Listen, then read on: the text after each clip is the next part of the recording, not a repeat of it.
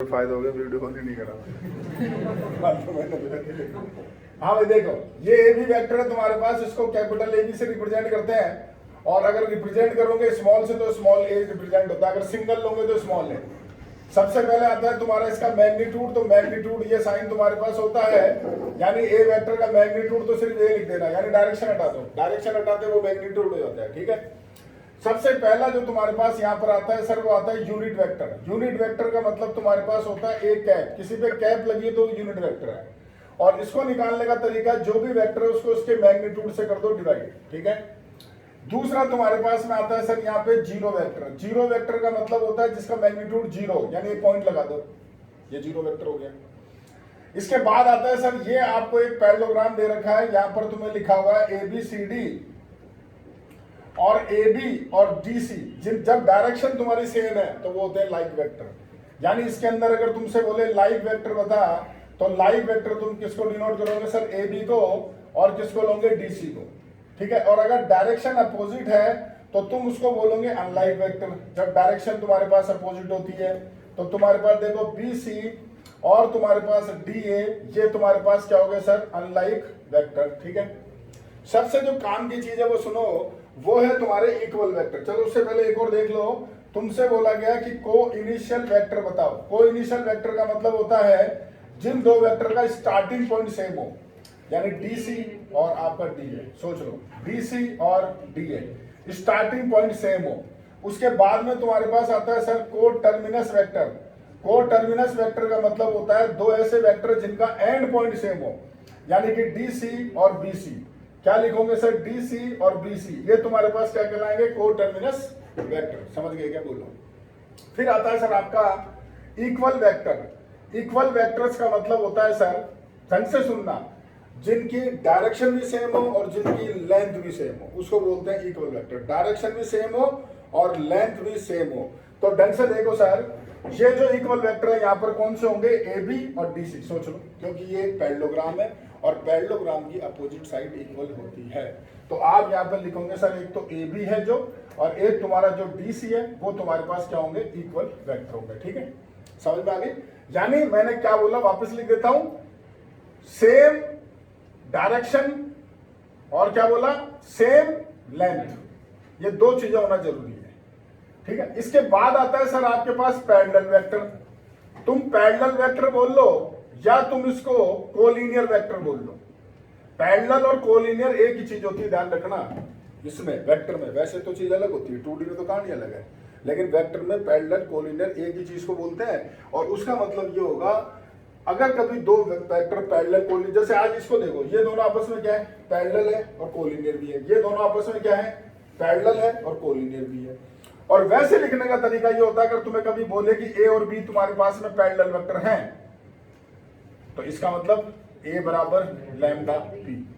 ये इसका मल्टीपल होगा, चाहे डबल हो, चाहे ट्रिपल हो, चाहे हाफ हो, पर मल्टीपल होगा। ध्यान रखना, एक तुम्हारी ये काम की चीज है। समझ में आ गया क्या बोल। ठीक है, अब ऐसे और भी होते हैं रेसिप्रोकल वेक्टर। रेसिप्रोकल वेक्टर का मतलब होता है, अगर किसी वेक्टर का मैग्नीट्यूड 5 है तो उसका रेसिप्रोकल वेक्टर कौन कहलाएगा, जिसका मैग्नीट्यूड 1/5 है। एक होता है negative vector, opposite direction, direction उल्टा पकड़ लो, वो नेगेटिव वेक्टर तुम्हारे पास कहलाएगा। जैसे कोई A वेक्टर है तो -A वेक्टर कौन होगा, उसका नेगेटिव वेक्टर होगा।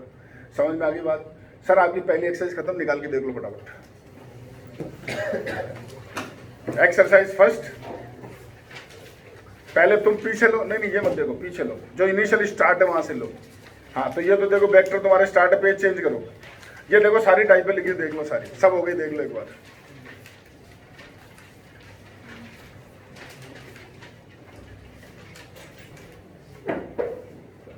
सारी टाइप में बता दी, देखो ढंग से।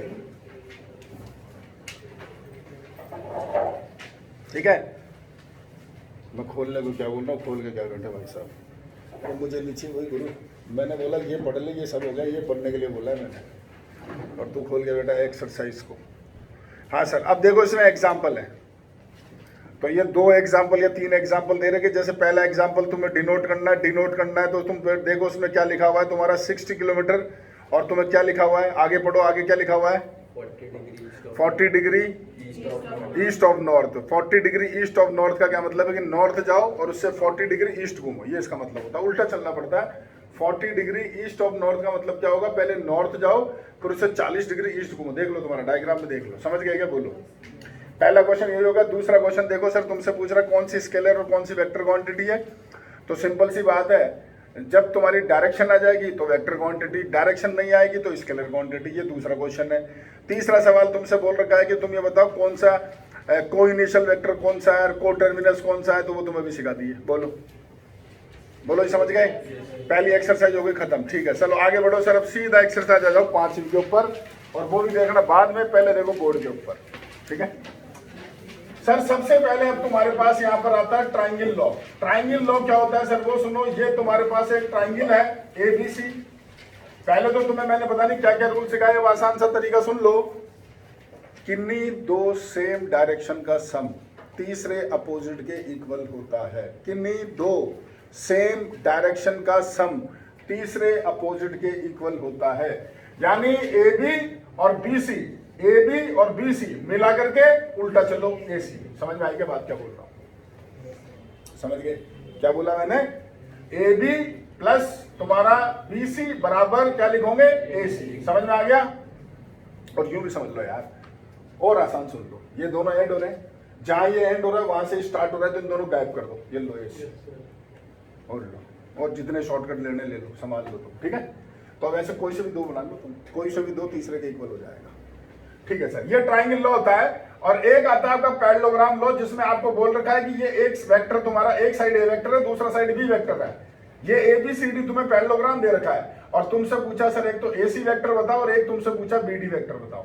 तो सर AC वेक्टर जो होगा वो ढंग से देखो A प्लस B होगा, वही तुम्हारा ट्राइंगल लॉ। देख लो यार, दिस और प्लस दिस बराबर दिस। अभी समझाया तुम्हें, देख। अरे भाई ये दो सेम डायरेक्शन है, तो ये तीसरा अपोजिट के इक्वल होगा कि नहीं होगा। तो A प्लस बी, AC जो है वो A प्लस बी निकलेगा कि नहीं निकलेगा। और अगर मैंने तुमसे बोला यार BD वेक्टर बता, तो BD वेक्टर तुम्हारे पास क्या होगा, ढंग से देखो सर।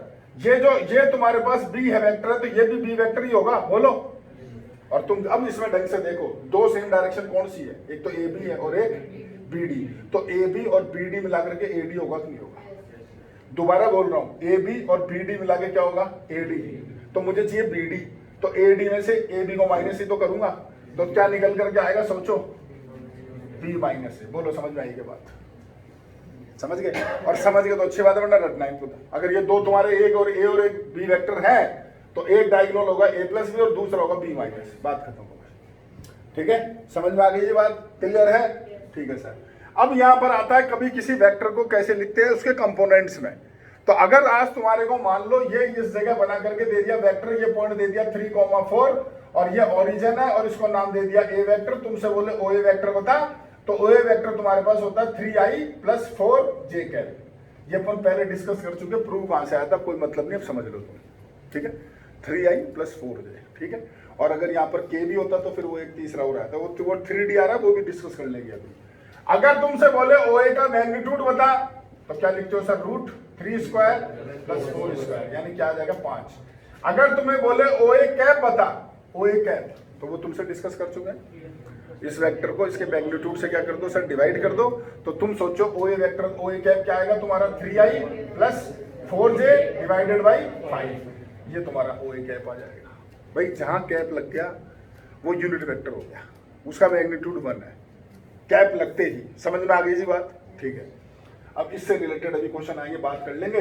अब ऐसे ही तुम्हारा 3D में सवाल आता है। 3D के अंदर, 3D में क्या आता है सर आपका, मान लो कोई OA वेक्टर, तो उसको वो इंडिकेट करता है xi प्लस तुम्हारा yj, और प्लस क्या लिखता है zk। और तुमसे बोले OA का मैग्नीट्यूड बता, तो तुम लिखते हो रूट तुम्हारे पास x² plus y² plus z², ठीक है जी। तब तुम ऐसे इंडिकेट करते हो।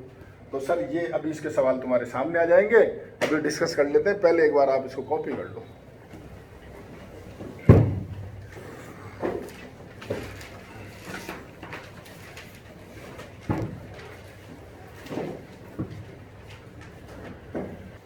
उसमें कुछ समझाना नहीं है। अच्छा एक चीज और थी इसके अंदर, को वेक्टर तुम निकाल दो, ये चीज रह गई थी, देख लो जरा। कि अगर तुम्हारे पास में ये A पॉइंट है, ये B पॉइंट है, और तुम्हें बोला जाए 2, 3, ये तुम्हें लिख दिया 7, 8, और तुमसे बोला AB वेक्टर बता, तो तरीका बताया तुम्हें, याद है क्या? क्या ओ बी, बी ओ नहीं बेटे, ओ बी माइनस ओ ए, ओ बी ओ तो फिर अलग ही चीज हो जाएगी, डायरेक्शन बदल जाएगी वही गुरु। तो ये हो गया तुम्हारा 7i प्लस का तुम्हारा 8j माइनस क्या लिखोगे 2i और प्लस का, तो ये आ गया तुम्हारा 5i प्लस का 5j। समझ में आ गया? ये ए बी वेक्टर निकालने का तरीका है, ओ बी माइनस ओ ए, ध्यान रखना इस चीज को, ठीक है? जानते हो कर दो। अब ये देखो सर, स्टार्टिंग क्वेश्चन में कुछ नहीं बताना, सब बकवासबाजी है, सीधा यहाँ आ जाओ सर। ये यूनिट वेक्टर जो निकालना है, एग्जाम्पल नंबर तुम्हारे कौन सा है जी 13। राइट है unit vector in x y plane. Unit vector बताना है तुम्हें एक्स वाई प्लेन में, यानी आप क्या करोगे सर, ये तुम्हें वेक्टर बताना है, यूनिट वेक्टर मतलब इसका मैग्नीट्यूड कितना दे रहेगा तुम्हें 1 बोलो, इसको तुम x, y लो। तो ढंग से देखो, अगर मैं तुमसे बोलूं OA वेक्टर बता, तो OA वेक्टर तुम क्या लिखोगे, xi प्लस yj, यही तो लिखोगे, बोलो। यहां से परपेंडिकुलर डालो सर, तो ढंग से सोचो, ये x होगा और ये y होगा, समझते हो? ये एंगल थीटा ले लो सर, तो ढंग से सोच के बताओ x/1 क्या होगा तुम्हारा, x/1 cos थीटा, y/1 क्या होगा, तो x की वैल्यू क्या आ गई cos थीटा, y की वैल्यू आ गई sin थीटा, यहाँ पे पुटअप कर दो, तो cos थीटा तुम्हारा i कैप प्लस तुम्हारा sin थीटा क्या हो गया j कैप, तो ये आ गया तुम्हारा यूनिट वेक्टर एक प्लेन के अंदर। बोलो समझ गए क्या? अगला क्वेश्चन देख लो, सेम उसमें एंगल 30 डिग्री दे रखा है, तो इसी क्वेश्चन में थीटा को 30 डाल दो। बोलो अगला क्वेश्चन देख लो सर, वो एनसीईआरटी का सवाल है, तुम्हें बोल रखा है एक जो लड़की है वो 4 किलोमीटर किधर जा रही है, टूवर्ड्स तुम्हारे पास वेस्ट, ठीक है? देखो सर, पढ़ा हुआ मेरे को तो क्वेश्चन, यहाँ तुम देख लो, ये तुम्हें बोल रखा है वो लड़की 4 किलोमीटर पहले वेस्ट जाके यहाँ पहुंच गई, इधर आ गई, वो ये 4 किलोमीटर दे रखा है तुम्हारे को। अब यहां से वो जा रही है, तुम पढ़ो ढंग से क्वेश्चन में, 30 डिग्री ईस्ट ऑफ, तो क्या सिखाया तुम्हें, पहले नॉर्थ जाओगे 30 डिग्री ईस्ट घूमोगे, तो सर ये गया मैं नॉर्थ, यहाँ से 30 डिग्री घुमा इधर, यानी ये 30 डिग्री है, और ये चल दिया यहाँ से आता, उसने बोल रहा है तुम्हें 3 किलोमीटर, पढ़ लो सर, यहाँ पहुंच गई वो, और जहां ये पहुंची है ना, तो तुम्हें ये बताना कि ये डिस्प्लेसमेंट कितना है, यानी तुम्हें एक तरह से कोई वेक्टर निकालना है कुल मिला के सवाल। तो क्या करूंगा सर, यहां से डालो परपेंडिकुलर, इसको नाम दो x, इसको नाम दो y, ये 30 है तो ये हो गया तुम्हारा 60। अभी वाला रूल लगा लो, x/3, बोलो सर x/3 cos 60, यानी कि 1/2, यानी कि x आ गया तुम्हारा 3/2, जवाब दो। y/3 sin 60, बोलो √3/2, y कितना आ गया तुम्हारा 3 √3/2, समझ गए? तो देखो x है 3/2, तो ये लेंथ कितनी होगी 5/2, ये है 3 √3/2, तो सर एक एक कोऑर्डिनेट क्या लिखोगे, ये बोलो, माइनस का 5/2, 3 √3/2, तो सर OA वेक्टर तुम्हारे पास हो गया -5i/2 प्लस का 3 √3j/2। जहां तक समझ में आ गया क्या? बोलो सर। अगर तुमसे खाली OA वेक्टर पूछे तो यही निकालो, पर तुमसे उसने पूछा डिस्प्लेसमेंट, तो तुम्हें OA का मैग्नीट्यूड निकालना है, जो कि इसने नहीं कर रखा है, पर तुम्हें निकालना है, ध्यान रखना। तुम क्वेश्चन पढ़ो ढंग से, पूछा क्या है OA का मैग्नीट्यूड, तो सॉरी डिस्प्लेसमेंट, तो सर ये हो गया तुम्हारा -5/2 का स्क्वायर प्लस तुम्हारा 3 √3/2 का स्क्वायर, तो ये सॉल्व करोगे तो √13 आ जाएगा, वो तुम निकाल के आना, कैलकुलेशन वो कर जाना, समझ गए? लो सर एक्सरसाइज खत्म, अगली चलो सर, अगली चलो, अगली वाले देखो, उसमें आईजे के तीनों आ गए, बोलो। तो सर ये स्टार्टिंग के दीजिए, तुम कर लेना, मैं कुछ नहीं बताऊं तुम्हें इसमें। तो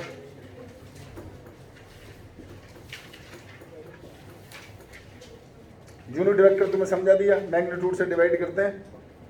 हाँ सर, इसमें ये क्वेश्चन देख लो तुम, एग्जाम्पल 12, एग्जाम्पल नंबर 12, इसके अंदर क्या दे रखा है तुम ये देखो, तुम्हें 2 वेक्टर दे रखे हैं जो तुम्हारे रिप्रेजेंट करते हैं ए बी और ए सी साइड को, और तुमसे बोला कि जो ए से मीडियन जा रही है उसकी लेंथ बताओ, ए से जो मीडियन जा रही है उसकी लेंथ बताओ, ये तुम्हारा सवाल है।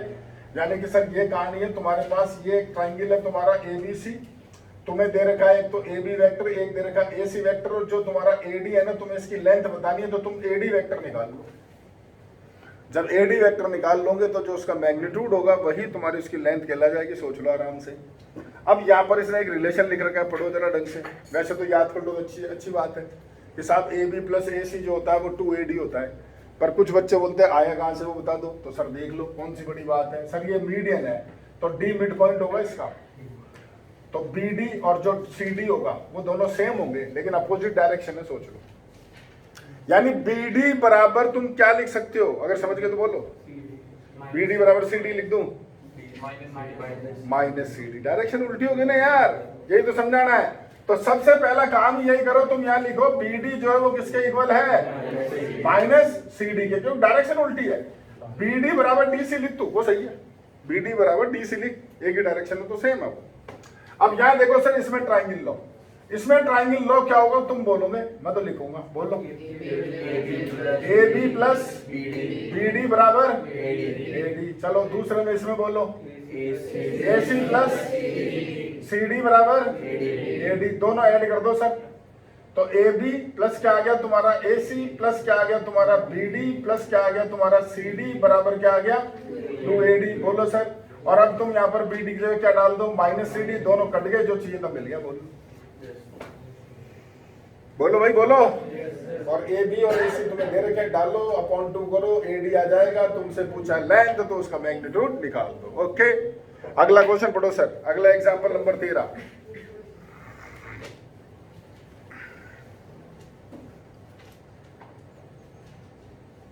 साइड्स दे रखे, देखो तुम, एक पैरेललोग्राम की दो, एक A और एक B, और तुमसे डायगोनल पूछे। तुमसे अभी थोड़ी देर पहले डिस्कस करा था। पहला डायगोनल क्या होता है, A प्लस C, दूसरा डायगोनल क्या होता है, B माइनस A। पहले वो दोनों निकाल लेना, लेकिन तुमसे डायगोनल नहीं पूछे, उसके अकॉर्डिंग यूनिट वेक्टर पूछे, तो पहले डायगोनल निकाल लो यार, फिर उसके मैग्नीट्यूड से डिवाइड कर दो, बात खत्म हो गई। समझ में आ गई बात? ठीक है सर, लास्ट क्वेश्चन पढ़ लो सर। वैसे तो कोई चांस नहीं, लेकिन फिर भी पढ़ लो। एग्जाम्पल आखिरी वाला तुम्हारा।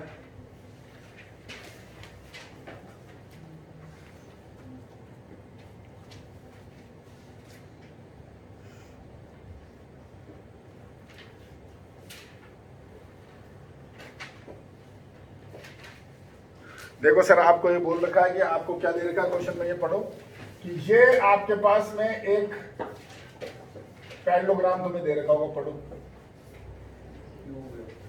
क्यूब दे रखा है, सॉरी। और तुम्हें बोल रखा है ये क्यूब जो है ना, वो इसकी तीनों एक्सिस पे बना हुआ है इस तरीके से। एक तुम्हारा एक्स एक्सिस है, एक तुम्हारा वाई एक्सिस है, और एक तुम्हारा जेड एक्सिस है। ठीक है, तीनों एक्सिस बना रखा है, एक्स वाई और जेड एक्सिस। वो तो तुम बाद में पढ़ोगे जो बना हुआ, उसको तो गोली मारो। ये क्यूब है, पहले तुमने बोला क्यूब है, अच्छी बात है सर, क्यूब है। सर ढंग से सोचो, मुझे क्यूब से मतलब नहीं, इसके अकॉर्डिंग तुम यूनिट वेक्टर लोगे तो आई कैप लोगे, इसके अकॉर्डिंग लोगे तो जे कैप लोगे। बोलो यस सर। तो ये अगर आई कैप इसके अकॉर्डिंग यूनिट वेक्टर, तो इसके अकॉर्डिंग भी तो आई कैप ही होगा। बोलो यस सर। तो अगर मैं तुमसे बोलूं यार मुझे ओए वेक्टर बस निकालना है, कौन सा वेक्टर निकालना है, तो ओए तुम क्या लिखोगे, ये जवाब दो। आई प्लस जे लिखोगे कि नहीं लिखोगे? ओए वेक्टर क्या लिखोगे, आई प्लस जे लिखोगे। मुझे चाहिए ओए के अकॉर्डिंग यूनिट वेक्टर, क्या लिखोगे? I plus j divide by root 2। Magnitude से डिवाइड करना नहीं आता क्या बेवकूफो? I plus J upon root 2 होगा ना। तो मुझे पता चल गया ओए के अकॉर्डिंग यूनिट वेक्टर क्या है, आई प्लस जे अपॉन। अब मुझे तुम ये बताओ, ओए के अकॉर्डिंग मुझे एक वेक्टर निकालना है जिसका मैग्नीट्यूड है ए इंटू, कैसे निकाल दो वेक्टर? वेक्टर निकालने का तरीका क्या होता है? जो भी उसका मैग्नीट्यूड है इंटू यूनिट वेक्टर ही करते हो ना। तो अब मेरा ओए के अकॉर्डिंग वेक्टर निकालना जिसका मैग्नीट्यूड है ए, तो वो क्या होगा जरा ये तो बता दो। वो होगा sir A multiplied by I plus J upon root 2। ये कहानी समझ में आएगा? जवाब दो। समझ में आ गई? तो सोचो सर, मुझे ओबी के अकॉर्डिंग एक वेक्टर निकालना है, ओबी के अकॉर्डिंग जिसका मैग्नीट्यूड है 2 है, क्या होगा सर? हाँ बोलो 2a। समझ गए? अब मुझे निकालना है सर ओसी के अकॉर्डिंग एक यूनिट वेक्टर जिसका मैग्नीट्यूड है 3 है, तो वो हो जाएगा 3a तुम्हारा k प्लस आई अपॉन रूट 2। समझ गए क्या? समझ गए? और अब मुझे बताना इन तीनों का रिजल्टेंट, इन तीनों का रिजल्टेंट, तो इसका मतलब होता है इन तीनों का सम, तीनों का ऐड कर दो। अब तुम सवाल पढ़ो।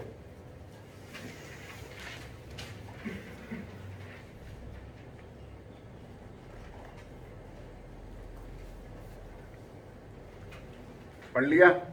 यही पूछ रहा है, देख लो आराम से, यही चीज पूछ रहा है। अब पन्ना पलट के सीधे आखिरी लाइन में चल जाओ, सेकंड लास्ट जो लाइन है वहां चल जाओ तुम, सेकंड लास्ट पे, और देख लो मजे से।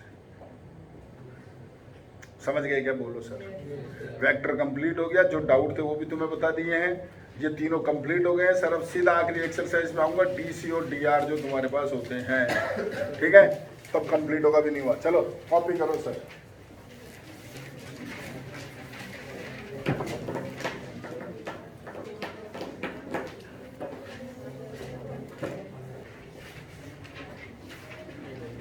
देखो सर, ये तुम्हारे तीनों एक्सेस होती है सर, और ये एक्स एक्सेस है जानते हो, ये वाई एक्सेस है बोर्ड पे देखो भैया, ये जेड एक्सेस है, ये लाइन है तुम्हारे पास, ये से एंगल बना रही है अल्फा, ये क्या बना रही बीटा, ये क्या बना रही गामा। तो इनके कोसाइन यानी कॉस अल्फा, कॉस बीटा और जो कॉस गामा है, इसको तुम क्या बोलते हो सर, एल एम और तुम्हारे एन। तो ये जो तुम्हारे पास तीनों वैल्यू है, ये कहलाते हैं तुम्हारे डायरेक्शन कोसाइन। डायरेक्शन कोसाइन, इसको एल एम एल से रिप्रेजेंट करते हैं और इसको इस तरह से तुम लिखोगे। समझ में आया? जैसे किसी लाइन के डीसी है 1/√6 -2/√6 और 1/√6, ये क्या है इसके डीसी, डायरेक्शन कोसाइन, जिसको तुम एल एम एल से रिप्रेजेंट करोगे, ठीक है। अब अगर तुम इन तीनों में रेशियो पार्ट हटा करके ऐसे लिखते हो 1 -2 और 1, तो ये तुम्हारे पास कहलाते हैं सर डायरेक्शन तुम्हारे पास रेशियोज। और इसको जो रिप्रेजेंट करने का तरीका होता है वो होता है सर आपका ए बी और सी। तो ए बी सी क्या होते हैं, direction ratio. L N L तुम्हारे पास क्या होते हैं, डायरेक्शन कोसाइन। ध्यान रखना, और तुम्हें इन दोनों का डिफरेंस निकालने का तरीका तुम्हें समझा रखा है कि कैसे पता करते हैं कि डीसी दे रखे हैं, डीआर दे रखे हैं। क्या रूल समझाया है, तीनों के स्क्वायर का सम अगर 1 है तो वो डीसी है, वरना वो डीआर है, बात खत्म, दैट्स ऑल। यहीं पे लग जाता फुल स्टॉप, ठीक है। इसके बाद आता है सर कि तुमने डीसी से डीआर निकाल लिया, 1 सेकंड में अगर डीआर से डीसी निकालने को बोलेगा तो फार्मूला लगाओगे, एल बराबर लिखोगे a/रूट तुम्हारा a² + b² + c², m बराबर लिखोगे b/ ये रूट सेम, और n बराबर लिखोगे c/ ये रूट सेम। बोलो। इसके बाद आता है सर, अगर तुम्हें कभी किसी लाइन के ऊपर 2 पॉइंट दे दिए a और b, और तुम्हें कोऑर्डिनेट दे दिए x1 y1 z1 और दूसरा कोऑर्डिनेट x2 y2 और z2, और तुमसे बोला जाए कि डायरेक्शन रेशियोज बताओ, यानी कि तुम डीआर बताओ, यानी कि तुम एबीसी बताओ, तो सब उसका तरीका होता है, इनको कर दो माइनस, यानी x2 - x1 y2 - 1 तो सर माइनस करोगे कोऑर्डिनेट को तो वो निकलेंगे डीआर, ठीक है। डीसी से डीआर निकालना आ गया, डीआर से डीसी निकालना आ गया, दोनों में डिफरेंस समझ में आ गया, ठीक है। अब तुम्हारे को अगर मैं बोलूं कि आप मुझे बताओ DC direction cosine of x axis, तो क्या होगा एक्स एक्सिस का डीसी 100। अरे यार सोचो ना, एक्स एक्सिस खुद के साथ कितना एंगल बनाएगी, 0, और दोनों के साथ 90 बनाएगी ना, 1 एंगल बनाती है 1। यार गजब है यार, एक्स एक्सिस खुद के साथ बना रही 0 डिग्री एंगल, और बाकी दो के साथ बना रही 90 डिग्री एंगल। cos 0 हो गया 1 और cos 90 हो गए 0, तो इसलिए इसके डीसी कहलाते हैं 100। लो प्रूव ले लो, बोलो अब तो एग्री हो। डीसी बताओ सर वाई एक्सिस के क्या होंगे, डीसी बताओ जेड एक्सिस के। चलो इसको रट लेना सर, वैसे प्लेन में तुमने पढ़ा है, काम भी आता है तुम्हारे, पर आया कैसे वो तुम्हें समझा दिया, ठीक है, समझ गए। अब आता है सर तुम्हारा प्रोजेक्शन। प्रोजेक्शन और समझ लो, ये वाली एक्सरसाइज खत्म। प्रोजेक्शन क्या होता है वो सुनो सर। ये डायग्राम दोबारा से बना दिया सर, ठीक है, वही तुम्हारी लाइन ले ली सर, वही एक्स एक्सिस है तुम्हारे पास में, ये वही वाई एक्सिस है, और ये तुम्हारे पास जेड एक्सिस है। इसके कोऑर्डिनेट ए पॉइंट के मान लिए मैंने x, y, z। ये मेरा ओरिजिन है 0 0 0, ये इससे एंगल बना रहा बीटा, बाकी तो मैं नहीं बना रहा हूँ, केवल एक बीटा ही बना रहा हूँ, ठीक है। प्रोजेक्शन क्या होता है सर वो सुन लो। प्रोजेक्शन का मतलब होता है जिस किसी का प्रोजेक्शन अगर तुम किसी के ऊपर निकालते हो तो वहां से तुम्हें ड्रॉ करने परपेंडिकुलर डालने हैं, तो जो तुम्हें दिख रहा है वो प्रोजेक्शन होता है। जैसे किसी पॉइंट का प्लेन पे प्रोजेक्शन निकालोगे तो परपेंडिकुलर डालोगे तो पॉइंट ही दिखेगा। जैसे मैं तुम्हें फॉर एग्जांपल छोटा सा एग्जांपल बता दूं, 2D क्लास 10वीं क्लास की बात कर रहा हूँ, पॉइंट है 2,3, पॉइंट क्या है 2,3, तुमसे बोला 2,3 का प्रोजेक्शन बताओ तुम एक्स एक्सिस के ऊपर, तो क्या होगा 2,0। समझ में आ गया।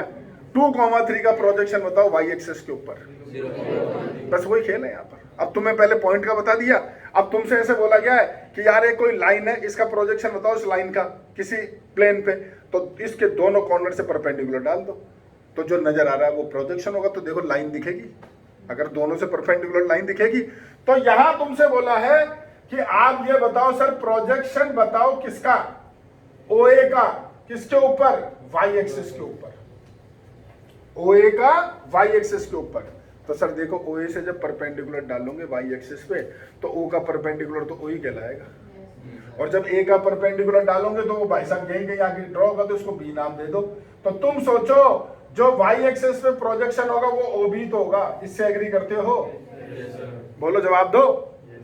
और ढंग से देखो जो OB है तो OB तो ये डिस्टेंस है, अगर ये XYZ है तो ये डिस्टेंस तो Y होगा ना। बोलो बोलो।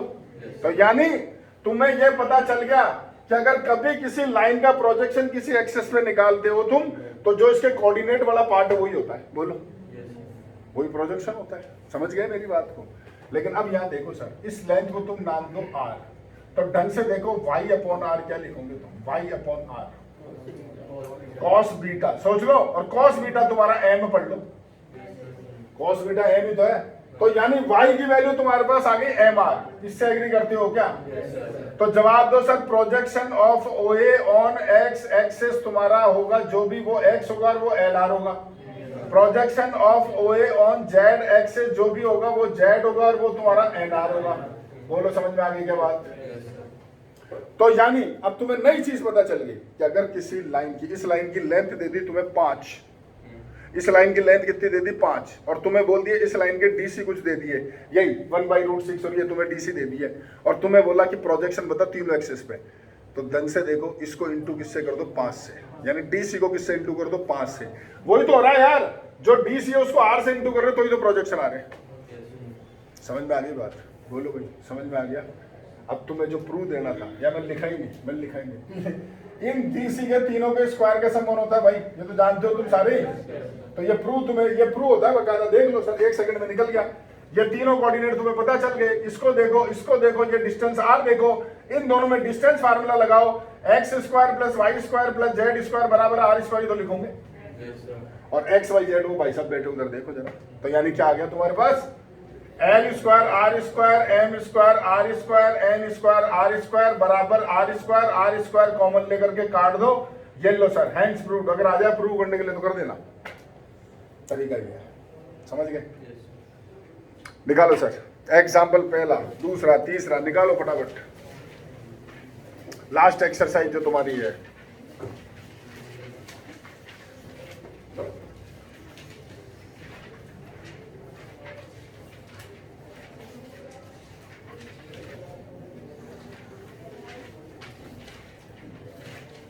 पढ़ लो जी सर।